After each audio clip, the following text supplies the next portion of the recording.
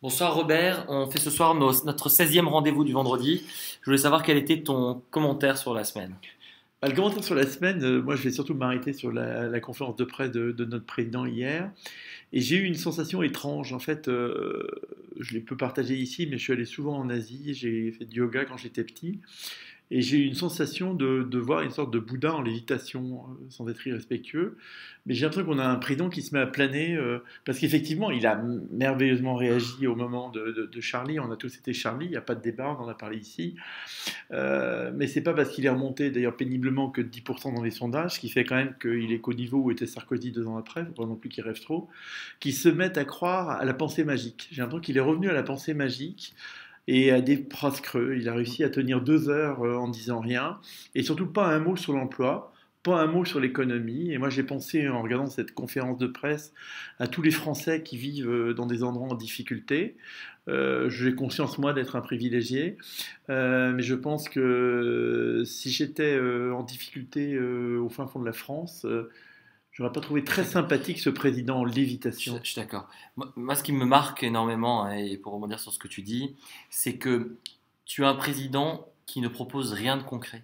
Ce qui est assez étonnant, c'est que quand on est dans le monde de l'entreprise, mais c'est-à-dire ce qui concerne des millions de Français en France, hein, quand on voit comment fonctionne une entreprise et on voit le discours de François Hollande, on est juste interloqué par l'absence de choses concrètes. On parle de je vais renforcer l'apprentissage du français à l'école en le donnant comme une priorité. Concrètement, ça veut dire quoi? C'est quoi les trois, quatre points qui vont faire partie du plan d'action? Et ce qui est étonnant, c'est qu'il n'y a rien sur ces sujets-là.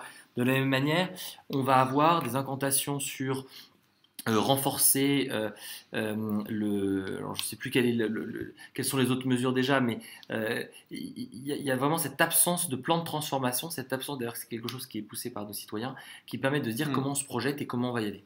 Alors, juste le lendemain, on peut dire que là, on avait une idée concrète de Martine Aubry qui, elle, nous propose quelque chose de direct, puisqu'elle propose d'augmenter le salaire des enseignants.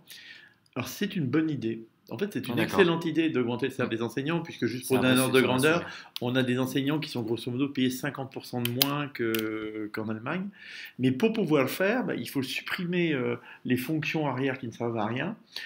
Il faut avoir des enseignants qui travaillent plus, et puis il faut décentraliser l'éducation. Donc là, pour une fois, c'est concret. Aubry est concrète, et donc elle Mais essaye peut-être d'avoir une deuxième bonne idée. Elle nous a déjà fait les 35 heures il y a quelques années, et elle veut peut-être finir de nous plomber en augmentant les salaires des enseignants sans restructurer Mais ce qui est l'éducation. assez étonnant, c'est qu'encore une fois, il y a pas de construction, il n'y a pas de vision sur ce qu'on Hmm, peut faire. On est dans, il faut augmenter, bah oui, c'est hmm, facile, on pourrait dépenser hmm. 100 milliards de plus, évidemment.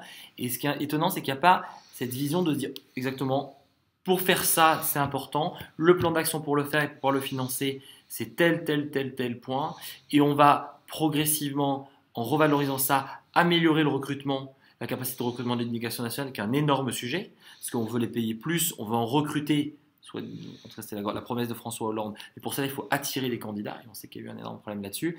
Donc ce qui est étonnant encore une fois, c'est l'absence de plan d'action, l'absence de vision de comment est-ce que ça va se traduire.